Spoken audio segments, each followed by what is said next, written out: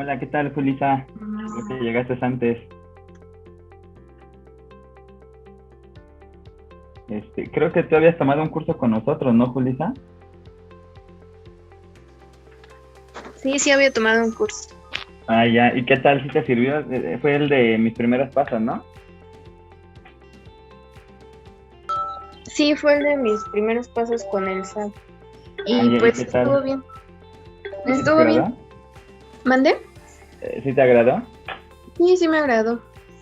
Qué bueno. Ahorita, bueno, estos eventos son gratuitos. Espero te agrade. Ayer creo que no estuviste, ¿verdad? Ah, no. Ya. Digo, no hay problema, ¿no? Pero puedes verlo, es de comprobantes fiscales. No sé si mal recuerdo, eres contadora, ¿no? O estás estudiando algo así, ¿no? Sí, sí estudié contaduría. Eso te va a servir mucho porque ha cambiado mucho lo de los comprobantes y te va a ayudar mucho, de verdad. Digo, ahorita ya me estoy conectando, va a estar en Facebook, nada más, y ahorita ya empezamos, ¿vale? Sí, está bien, gracias. Si tienes dudas, sin ningún problema puedes alzar la mano y podemos tener la sesión. ¿Qué te parece? Igual, buenas tardes, Naila Iglesias, creo que nunca estás con nosotros, y Moto G, Buenas para tardes. que no crean que... Buenas tardes. Nada, para saber, son contadores, de qué se debe el interés. Estudiantes de contaduría. Órale, qué padre. ¿Dónde estudias? Ya estamos a Es punto en de... Puebla. Soy de Puebla. Órale, hasta allá llegamos, qué padre. Me da, de verdad, mucho gusto que podamos llegar hasta allá. Espero te agrade. Ayer tuvimos una de comprobantes fiscales. Creo que es bastante necesario ver esos temas y eso de verdad les va a servir mucho. Y, por ejemplo, Julissa tomó un curso, creo que no le damos tanto, el día de ayer le dimos una hora, creo que no terminé de hablar muy, muy, muy a fondo, porque el tema puede ser muy extenso y la verdad es que no, tampoco la idea es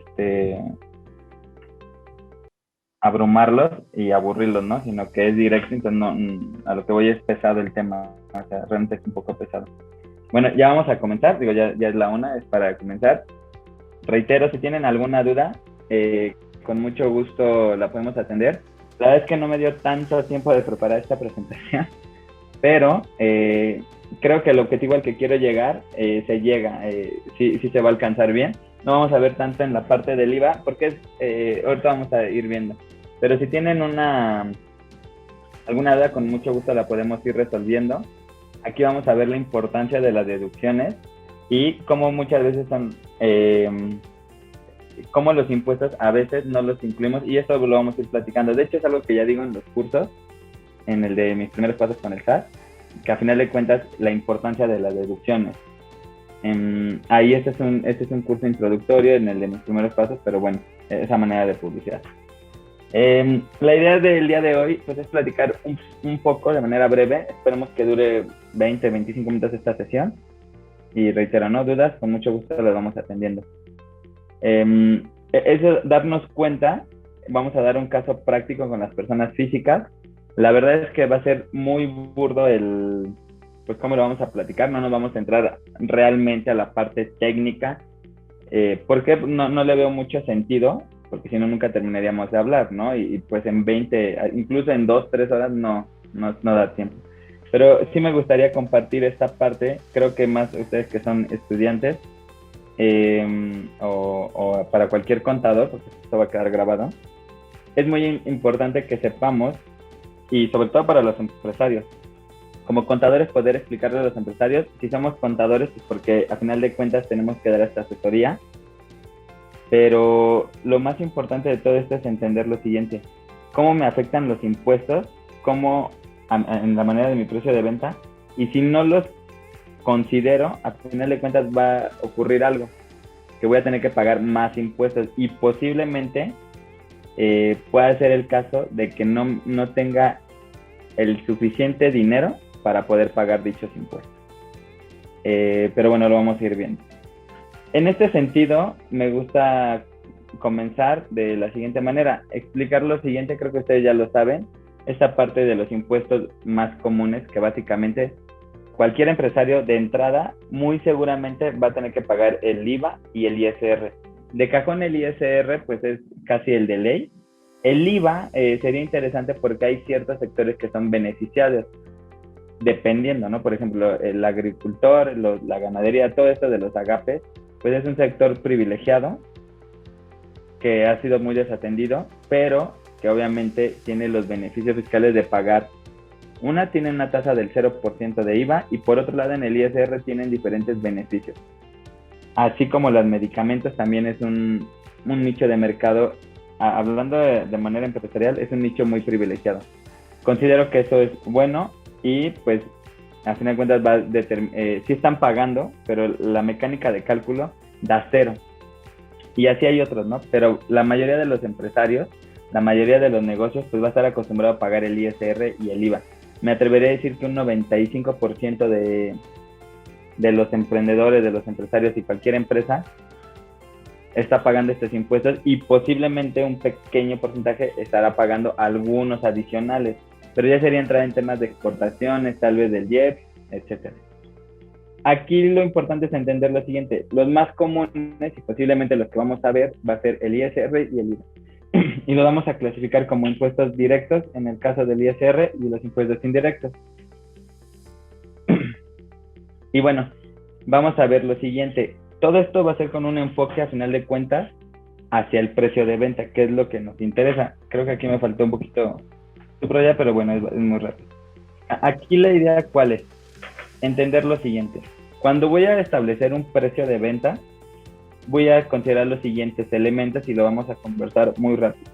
Los elementos que considero van a ser pues los costos que tenga.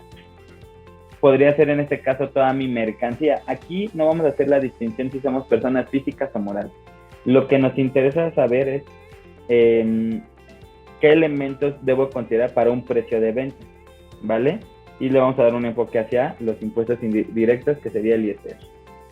Para determinar un precio de venta, siempre voy a considerar todos mis costos, o sea, toda mi materia prima, mi mercancía podría ser, los gastos directos e indirectos. Como gastos directos podríamos establecer que es tal vez la renta, la luz, el agua, el mantenimiento, etcétera, ¿no? Aquellos gastos que sí o sí tengo que hacer cada periodo. Por otro lado, mis gastos indirectos, que van a ser aquellos gastos que por vender voy a tener que llevar. Podría ser en este caso posiblemente las comisiones. De igual manera, si yo puedo separar mis gastos, por ejemplo, tengo un medidor de luz y yo estoy haciendo un proceso de producción, hago una producción, voy a tener que incluir la luz, pero la luz si yo no produzco, pues no gasto. Hay una luz que podríamos considerar como gastos directos, que me va a llegar mes a mes siempre, y habría una luz de que si me llega un pedido, tendría un aumento de luz porque justamente tengo que producir más. De igual manera entraría tal vez mano de obra, podría ser si están en un proceso productivo, y estos identificaríamos como gastos indirectos. No me gustaría entrar en más a detalles para no perderme. Y ahora sí, ya una vez que tengo, digamos que mis gastos fijos, mis variables y mi mercancía, sobre todo lo que me está costando, sobre todo lo que estoy incurriendo para poder vender, a eso le voy a agregar un margen de utilidad. Uno ya lo decidirá y verá de acuerdo a las posibilidades, de acuerdo tal vez al negocio. Es decir, habrá márgenes de utilidad bastante atractivos, que podríamos decir que son hasta del 80%. Hay veces que se vende un producto 3-4 veces por la posibilidad. Hablando en este sentido, podríamos pensar en el caso de los medicamentos, tienen las patentes. Entonces, si tú tienes una patente, implica que tú decides el precio de salida porque nadie puede vender lo mismo que tú. Si tienes alguna patente, no solamente los medicamentos, en general una patente te brinda ese beneficio, que nadie podría venderlo durante cierto tiempo porque tú tienes la exclusividad. Ahora, en este sentido también entraríamos en un pequeño debate que qué pasa con la piratería, porque al final de cuentas me están copiando, ¿no? Y tendrán menores calidad y están incurriendo en igual. Yo lo que quiero llegar con esto que es mi margen de venta, mi margen de utilidad va a depender de diferentes factores. En gran medida, por un lado, dependerá de la exclusividad que yo pueda tener y que realmente se ejerza, y por otro lado, determinaríamos que el margen de utilidad también es lo que el mercado me permita. Por ejemplo, algunos sectores ya están bastante cerrados, ya simplemente intentar entrar a competir sería con unos márgenes altos de utilidad, sería imposible, pero eso también ocurre porque hay mucho volumen. Pensemos en la industria del calzado. El calzado realmente tiene márgenes de utilidad bastante pequeños, sin embargo, se le ha dado un giro en que ahora no solamente es el calzado, sino también es un nicho de mercado de moda. Unos tenis realmente es económico, porque hemos estado viendo que los tenis empiezan a elevarse de precio, porque están ya catalogados como un sector de moda y lo que estás pagando es una moda. Esto también me puede beneficiar o perjudicar mi margen de utilidad, dependiendo qué tipo de calzado voy a vender. Pero siguiendo con este ejemplo, vamos a ver que necesito pues toda mi materia prima, todos mis costos, mis gastos directos y mis gastos indirectos. Pensemos un número de manera académica que me va a costar 300 pesos la fabricación hasta ese punto. Y voy a decir, mira, el mercado me permite que con esta calidad, con este diseño y con el prestigio poco o mucho que tenga, pueda tener un margen de utilidad del 40%, o sea, del 50%. Entonces, mi precio de venta, ¿cuál va a ser? 450. 300 de todos los gastos, todo lo que necesito para poder hacer el calzado, y 150 por margen de utilidad. Podríamos hablar de márgenes bastante pequeños, de incluso el 10%, pero tal vez si tiene una alta rotación, muy seguramente no me interesa tener un margen tan pequeño. Aquí donde podríamos ver cuando ocurre eso, por ejemplo, en los automóviles de lujo. Realmente hay automóviles que el costo de producción podría ser bastante bajo, pero tienen altos márgenes de utilidad. En esto obviamente sería la industria al final del día de lujo, ¿no? Pensemos un Mercedes-Benz, algún Porsche, de ese tipo de vehículos. De igual manera, también hay industria, por ejemplo, de vestimenta, que es muy económica. Pensemos Zara, y que tienen Zara, Cuidado con el Perro, Forever 21, diciendo algunos nombres, donde tienen márgenes bastante pequeños. Y hay industrias que al final de cuentas es ropa. ¿Tendrá mayor calidad? Sí, pero los precios son tal vez incluso hasta 20, 30 veces más elevados que la económica.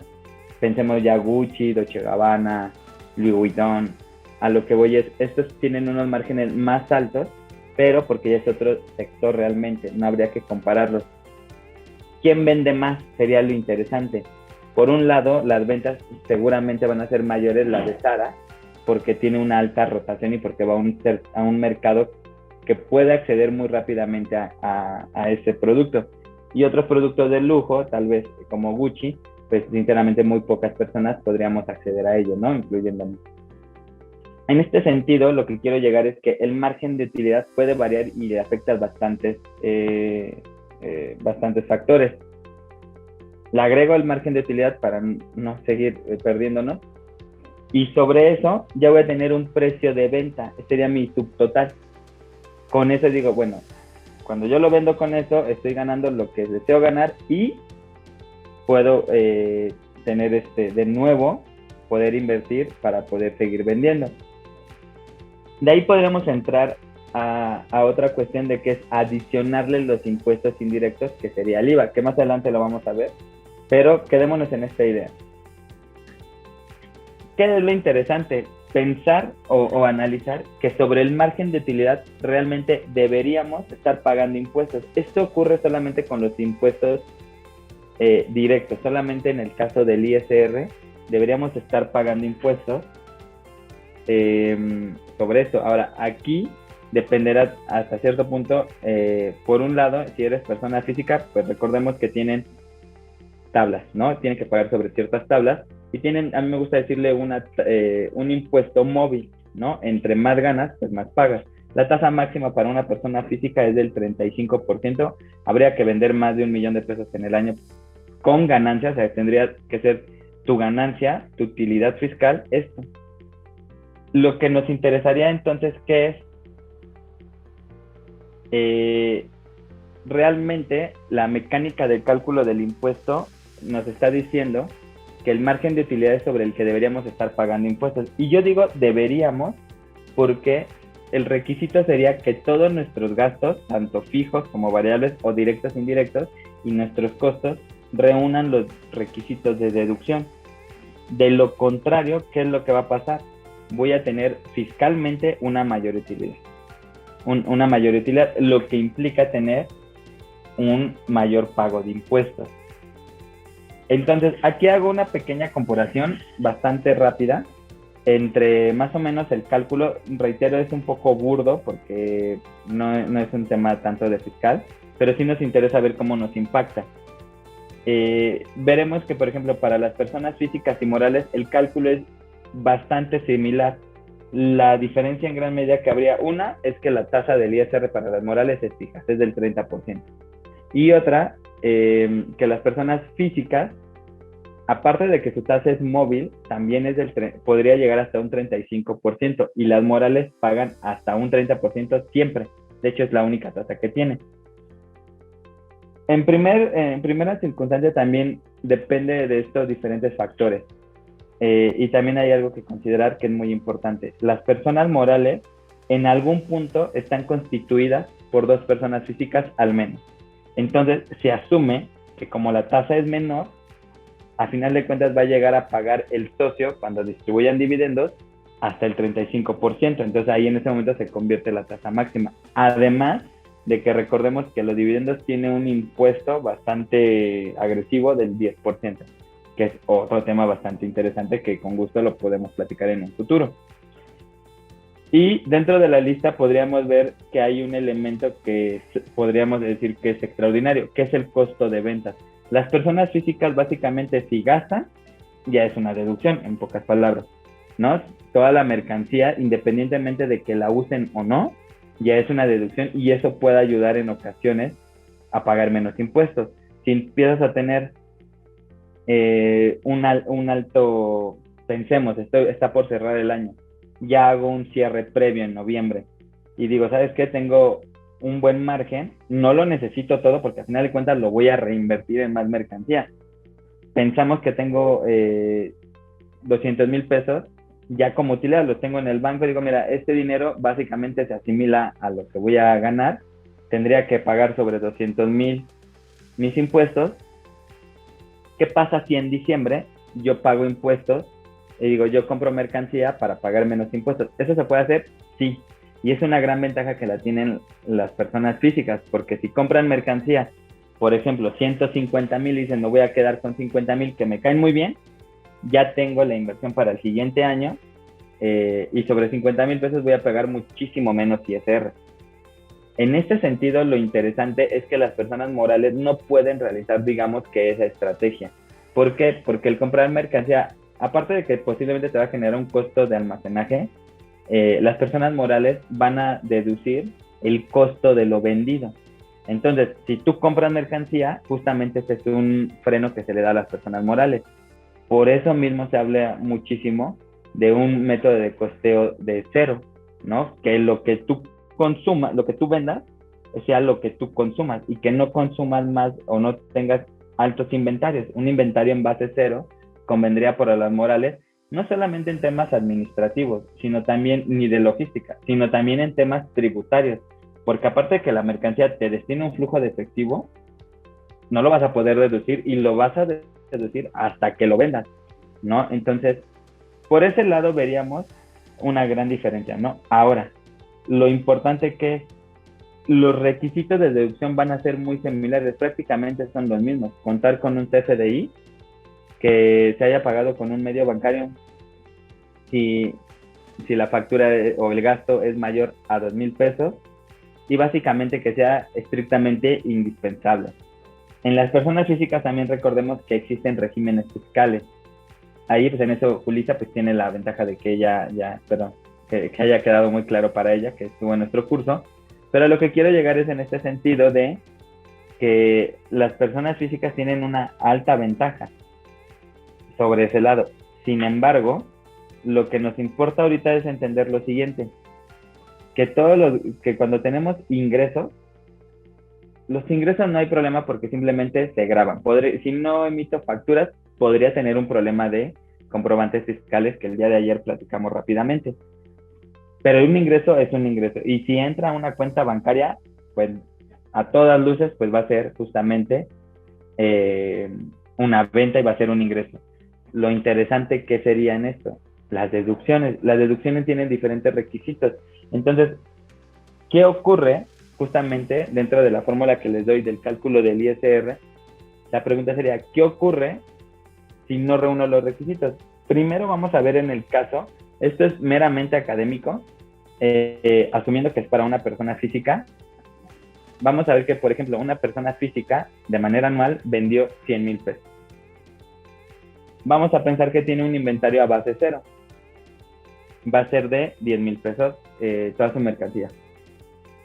Su mercancía y diferentes gastos que podrían ser sus gastos fijos, ¿no? Podrían ser la luz, el arrendamiento de la bodega, X o Y. Pero van a ser en total 20,000 pesos. Ahora, tiene deducción de inversiones de 5,000 pesos. Es decir, en ejercicios anteriores, pues ella adquirió inversiones que le implican una depreciación y va a ir deduciendo de acuerdo a la depreciación, de manera burda. Y pensemos que en ejercicios anteriores tuvo una pérdida fiscal de 1,000 pesos, justamente porque estaba estando en el proceso de reinversión.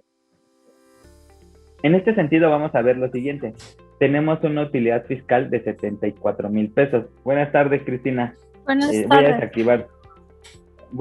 desactivar tu audio, discúlpame, nada, para que no haya tanto ruido. Cualquier duda, reitero para todos y ahorita para ti, Cristina, con gusto podemos atenderla. Ya es un poquito tarde, pero a manera de recordatorio, todo esto está grabado y se va a quedar en nuestra página de Facebook. De todas formas, vamos a subir los videos a YouTube y lo puedes reiterar, ¿vale? Regresemos un poco. Lo que me interesa saber es que tengo una utilidad fiscal de 74,000 pesos. Ahora, si nosotros nos enfocamos a más o menos cuánto ISR tiene que pagar, meramente académico, va a pagar una tasa del 10.88%, más o menos. Es decir, un ISR de 8,051 pesos. Y en el ejercicio tuvo retenciones. Estas retenciones pueden ser porque brindó a la par algún servicio de prestación de servicios, porque tiene inversiones o porque tiene algún tipo de retención, ¿no? Y vamos a pensar que son 1,000 pesos que le retuvieron sus clientes en algún punto. Y en total el ISR a cargo va a ser de 7,051. Sobre esto cabe recalcar que tenemos un margen de utilidad del 74% básicamente. Un muy buen margen de utilidad, eso es lo que nos está hablando. De manera fiscal, más que nada porque aquí entra el término de la deducción de inversión. Lo que me interesaría es qué pasa con un contribuyente que simplemente vendió y cuando llega el SAT, justamente lo detecta y dice, ¿sabes qué? Yo detecto que tiene 100,000 pesos de ingresos, pero no veo ninguna deducción. ¿Por qué? Porque nunca solicitaste las facturas a tus proveedores. Si tienes nómina, no emites los recibos de nómina y todas tus inversiones, todo tu activo fijo, pues lo adquiriste, pero sin una factura. Básicamente lo que va a ocurrir que es, vendo 100,000, la autoridad determina que son 100,000 pesos de utilidad, porque no tienes gastos comprobables, y vas a pagar el ISR. Digo, curiosamente, en este ejemplo, pues es la misma tasa del 10, pero vamos a ver que al final de cuentas hay una diferencia de 2,200 pesos, bueno, 2,149.80 centavos. 48.80 centavos, perdón. Esto para mí es interesante porque aquí ya vemos cuánto te pueden pagar los impuestos. ¿Qué es lo que debe de hacer un contribuyente entonces? Si quiere tener el mismo dinero, o sea, quiere llegar a tener en su bolsa, pensemos en términos fiscales, 74,000 pesos, bueno, de los 74,000 hay que restarle 7,000 pesos, ¿no? Que básicamente serían 66,000 pesos. Eso es lo que le queda en su bolsa. En el otro caso, a final de cuentas son los mismos gastos. Vamos a tener los mismos 20,000 y en este sentido, esta persona está haciendo deducciones adicionales, entre comillas. ¿Por qué? Porque tiene inversiones que en su momento, como no las ha podido deducir, la va a deducir en ciertos periodos. Tiene pérdidas fiscales de ejercicios anteriores, entonces tiene mayor flujo de efectivo. O sea, Fiscalmente tiene una utilidad de, ya después de impuestos, de 66,000 pesos, pensemos, alrededor más o menos. Sin embargo, en cuestiones de flujo, lo que nos interesa es que en ese periodo tuvo 100,000 y 20,000, tienes 80,000 pesos de ganancia. Menos el ISR de 7,800, tendría 71,200 pesos. Dejémoslo en 71,000 pesos. En el otro caso, tenemos los mismos 100,000 menos los 20,000, pero como no tengo manera de comprobarlo, no se considera. Tengo los mismos 80,000 en mi bolsillo. Menos 10,000 pesos, voy a tener 60,000 pesos. Entonces, aquí es donde más vemos la carga fiscal, y a esto nos referiríamos cuando dices, tú absorbes la carga fiscal cuando no solicitas una factura.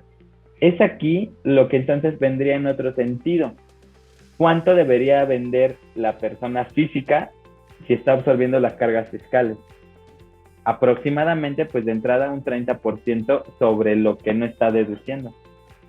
Es decir, tendría que vender en 130,000 pesos para poder tener los mismos 71,000 pesos en el bolsillo, 72,000 pesos.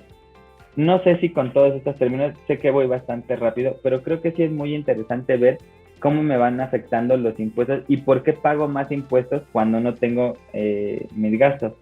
Ahora, aquí vamos viendo que básicamente los impuestos me están afectando en mi costo.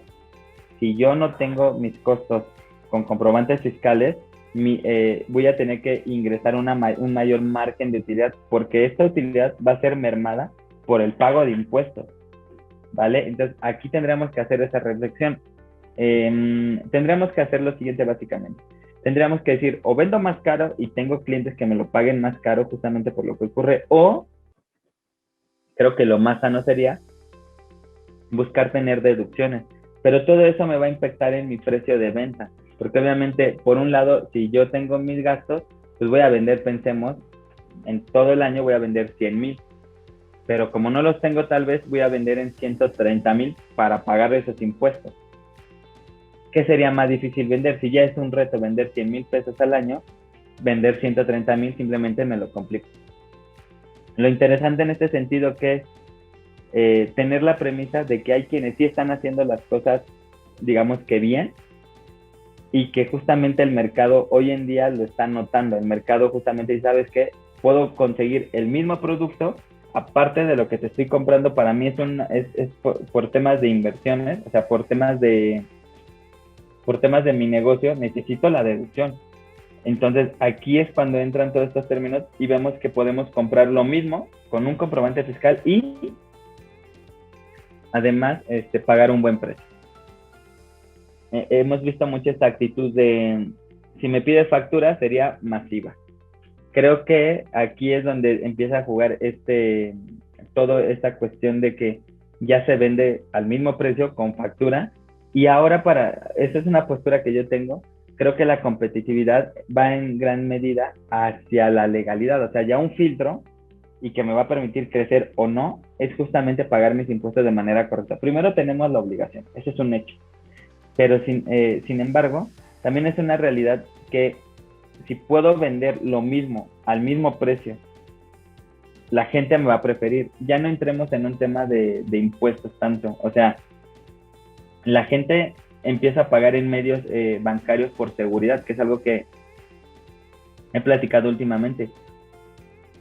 La gente dice, ¿sabes qué? Me es más seguro cargar 20,000, 30,000 pesos en una tarjeta, que si me la roban, la bloqueo, que estar cargando 30,000 pesos en efectivo porque alguien no quiere pagar impuestos y porque no me recibe un pago con un medio bancario. Si se dan cuenta, entonces, los medios bancarios, por un lado, son una manera muy fácil de fiscalización, y aquí vamos viendo cómo se van relacionando los impuestos y por qué un empresario debe de entender estas cosas. Como contadores, a final de cuentas, tenemos que vendernos, dar este acompañamiento. Como empresarios, tenemos que ser conscientes de que hay que pagar impuestos y de que toda la estructura está girando de tal manera de que se pueda detectar la omisión de pago de impuestos. Ya por último, pues estaría en el caso del IVA. El IVA ya no lo toco tanto, porque el IVA, a final de cuentas, incluso la fórmula es más sencilla. Primero, el IVA va con base a flujo de efectivo. Es decir, si yo vendo y lo cobro, pues ya tengo un IVA proveniente de estos ingresos, que se le llama IVA trasladado. Y si yo gasto y lo pago, voy a tener un IVA que va a provenir de mis gastos que le llamamos acreditables. Pudiese haber algunas retenciones en el caso de las personas físicas y en el caso de las morales también existen las retenciones en el tema de fletes. Pero bueno, ese es un tema creo que más especializado. El punto es que la fórmula, digamos que abarcando los dos sectores, bueno, clasificaciones de personas físicas y morales es, tengo mi IVA trasladado menos mi IVA acreditable menos mis retenciones, va a ser en mi IVA cargo. Creo que en el IVA no hay tanto rollo en esa cuestión. Sin embargo, aquí esta práctica de que dice, si me pides factura es masiva, siempre he hecho la reflexión. Uno no va, por ejemplo, a Apple y decir, quiero comprar un iPhone y que le digas a la misma tienda, oye, no voy a necesitar factura porque no voy a utilizar la laptop para efectos fiscales, no me interesa. Véndemela sin IVA, simplemente te lo cobran. No puedes ir a un Oxxo y decir, oye, no quiero factura, véndeme el agua sin IVA. Digo, en el tema de agua, digo, perdón por dar ese ejemplo, pero el agua tiene un tratamiento de IVA bastante confuso, ¿no? Pensemos en unas galletas, algún comestible o algún cargador incluso de celular. Eso no ocurre, ¿no? Realmente algo que se ha estado viendo en los últimos años y que cada vez surge más fuerte es la gente inclusive ya se toma como una mala postura, hasta desincentiva el volver a comprar ahí. Siempre he dado este caso de la Plaza de la Computación. La Plaza de la Computación vende masiva y los mismos productos, yo en lo personal lo hago, los llego a adquirir por otros medios electrónicos, por Mercado Libre, Amazon, incluso pensemos en otras plataformas digitales como Cyberpuerta, no sé, puedo encontrar los mismos productos, a veces hasta un mejor precio, ya los impuestos vienen incluidos, allá el IVA, porque aparte ya debe de venir incluido, porque no estamos en países como Estados Unidos, donde los precios son sin impuestos, y cuando pagamos al final, tengo que pagar más los impuestos, y no son los que he publicado. En México, la ley del consumidor establece que tienes que colocar los precios ya netos, ya después de impuestos, cuánto es lo que vas a pagar.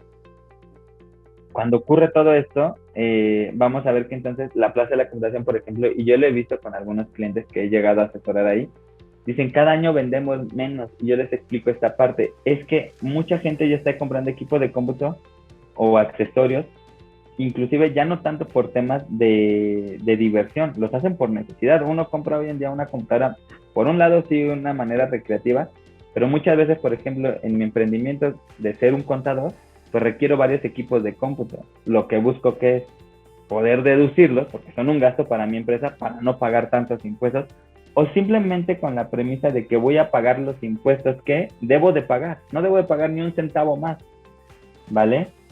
En este sentido, me gustaría saber si tienen alguna duda. Procuro que estas sesiones sean bastante ágiles y rápidas, por eso hablo un poco más acelerado. Básicamente, pues para que quede este dato, creo que nos sirve mucho entender estos aspectos. Nos sirve la manera en que cómo se van afectando los precios de venta por este tema de los impuestos y porque ya es algo de competitividad. Lisbeth, ¿tendrás alguna duda? Julisa, Cristina, ya viene la hora de la comida, digo, básicamente estas reuniones son para poder hacer un poco de hambre. No sé si en Facebook estén, y si tiene alguna duda con mucho gusto la podemos ir atendiendo. Cristina, sé que llegaste un poco tarde, ¿alguna duda, algo que quieras comentar? Bueno, no tenemos ahorita preguntas. Lalo es un amigo de la maestría, qué bueno que nos está viendo. Pero creo que es interesante ver cómo nos están afectando, ¿no? Al momento de asesorar, perfecto, Cristina. Al momento de asesorar, ya como último para poder cerrar esto, me he encontrado con unos clientes que me han llegado a comentar, oye, estoy pagando muchos impuestos. También los impuestos son unos indicadores financieros. Es algo que realmente, por ejemplo, en temas académicos, muchas veces en las finanzas no se ven los impuestos como un indicador financiero. Si estoy pagando un alto ISR, y también hay que evaluar qué es mucho ISR, vamos a ver lo siguiente. Si pago bastante ISR es porque tengo márgenes de utilidades bastante altos. En el caso del IVA es porque tengo justamente altos márgenes de venta, ¿no? De utilidad. Tengo mucha venta y tengo pocos gastos que llevan IVA.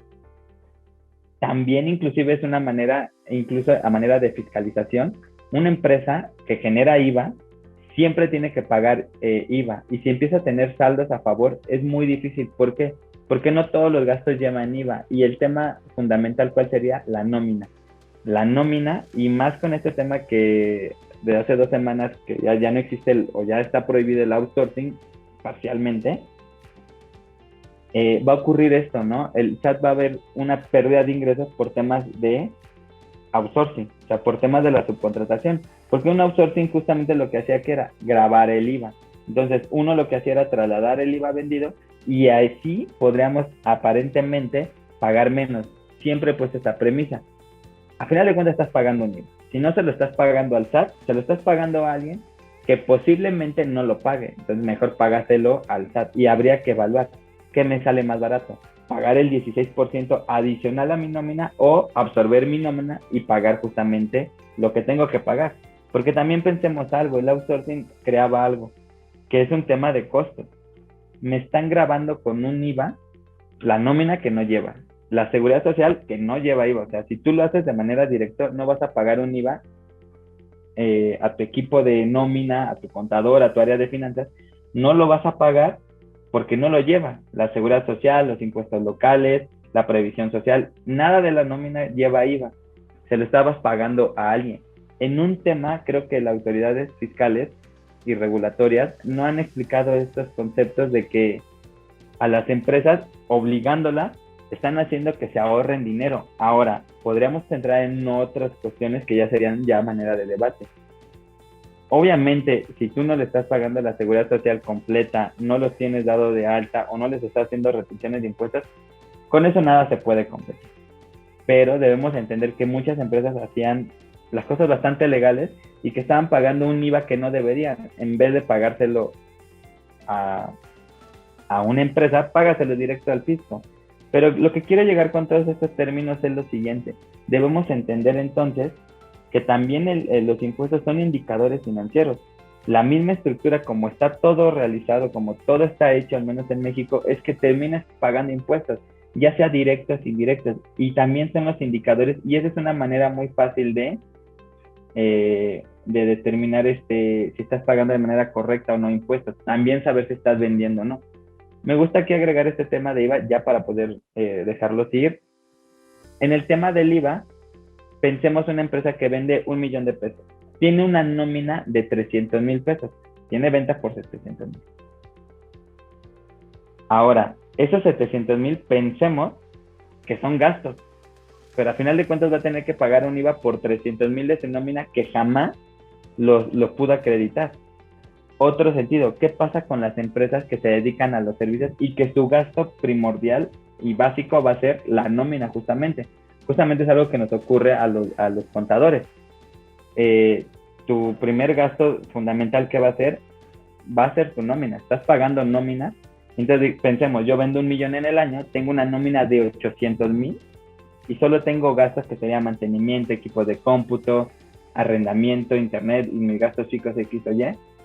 Van a ser 200,000 y solo voy a tener ese IVA de los 200,000.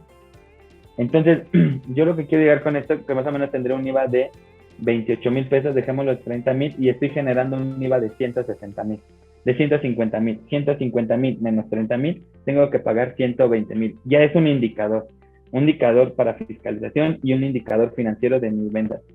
Hay que entender todo esto y si somos contadores, hay que transmitir ese conocimiento a los empresarios. Como empresarios debemos entender que generar saldos a favor también implica una postura en que, por ejemplo, si un despacho genera un saldo a favor, pensando en este mismo caso, implica que vendiste 1 millón, sí, pero 800,000 son de tu gasto que no tiene IVA. Tendrías que gastar o reinvertir, meter más inversión, aparte de los 200,000, todavía tendrías que meter otros 800 para estar tablas. O sea que hubieras gastado, aparte del millón, porque aquí estamos hablando que tienes una base cero de ganancia. Estamos hablando de que tuviste que gastar 800,000 adicional para pagar cero. Generar un saldo a favor implicaría gastar 1 peso más. Es decir, tendría que gastar 1.801.001 pesos. 800.001 pesos. Quiero que vean hasta dónde llega esta parte de los costos, esta parte de la fiscalización, este tipo de análisis, y por qué al final de cuentas es importante que los empresarios conozcan esta información y cómo se puede detectar de manera rápida si un contribuyente está pagando bien o no los impuestos. Entonces, la verdad es que esto es un tema bastante que uno puede platicar. Si no quedan algunas dudas, si no quieren comentar algo, lo dejamos hasta aquí y vamos a seguir teniendo este tipo de sesiones que creo que son bastante enriquecedoras, creo que ayudan bastante. Y bueno, en temas de finanzas, pues me encantaría hablarlo, que también tiene un gran impacto y creo que a los impuestos no se le da esa importancia. Pero sin más, pues yo les agradezco el haber estado aquí un poco de su tiempo. Espero de antemano que les haya servido. Y pues bueno, los invitamos a seguirnos para que sigan viendo estos eventos que creo que les puede servir bastante. Hasta luego, Lisbeth. Hasta luego, Julisa. Hasta luego, Cristina. Y bueno, en Facebook está Eduardo, es un excelente amigo. Muchas gracias por vernos. Te mando saludos.